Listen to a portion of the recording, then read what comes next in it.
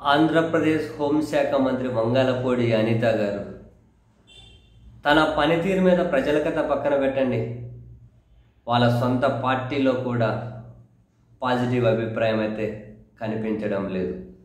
And అదే సమయంలో madam ఏమో బాగా ఏమంటారు, అదేదో అంటారు నోరు జాస్తి అని, అనర్గళంగా ఏది బుద్ధి పెడితే అది మాట్లాడతారు.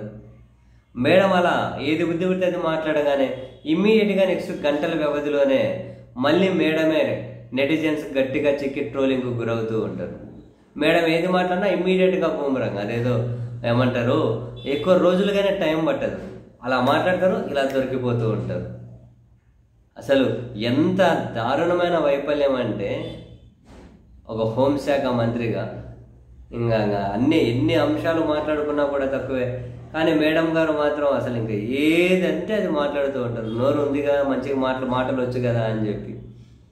పెద్దిరెడ్డి రామచంద్రారెడ్డి గారి గన్మెన్ని ఆ జైలు పరిసరాలు వేరే వాళ్ళు అలో చేయరు, ఆయన చెయ్యి బాగోలేదు, అందుకని గన్మెన్ ఒక తలదిండు పట్టుకున్నారు చిన్నదని చెప్పి సస్పెండ్ చేస్తే చిత్తూరు ఎస్పీ తీవ్ర విమర్శలు వచ్చాయి.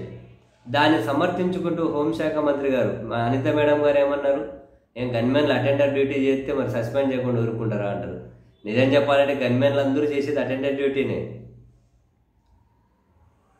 అందరూ చేసేది దాదాపు అదే డ్యూటీని, చేయించుకోకూడదు అని చేయించుకుంటారు. మన వాళ్ళు ఏం చేద్దాం,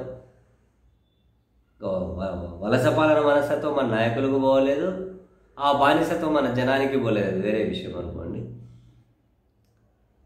అటెండర్ డ్యూటీ చేస్తే ఊరుకుంటారా సస్పెండ్ చేయకుండా అంటున్నారు.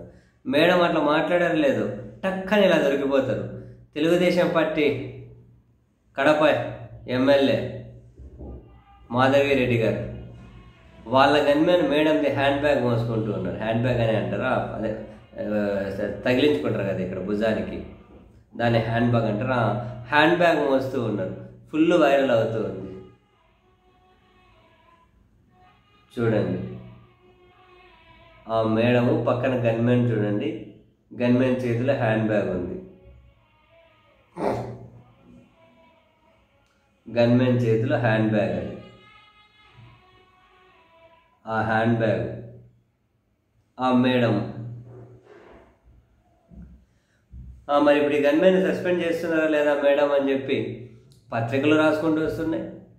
నెటిజన్స్ అడుగుతున్నారు, మేడం వంగలపూడి అనిత మేడం గారు మరి ఆ గన్మెన్ సస్పెండ్ చేస్తున్నారా, అదేంది తెలుగుదేశం పార్టీ వాళ్ళకు సపరేట్ రాజ్యాంగం ఉంటుంది కదా, మీకు ఆ మాత్రం తెలియదా అని మేడం గారు ఎదురుదాడి చేసినా చేస్తారేమో. ఇంకా జనాల ఈ విమర్శలు, ఎవరైతే ఈ గన్మెన్ సస్పెండ్ చేస్తారని చెప్పి అడుగుతూ ఉన్నారో వాళ్ళ మీద మేడం ఈ రకంగా ఎదురుదాడి చేసినా చేస్తారు.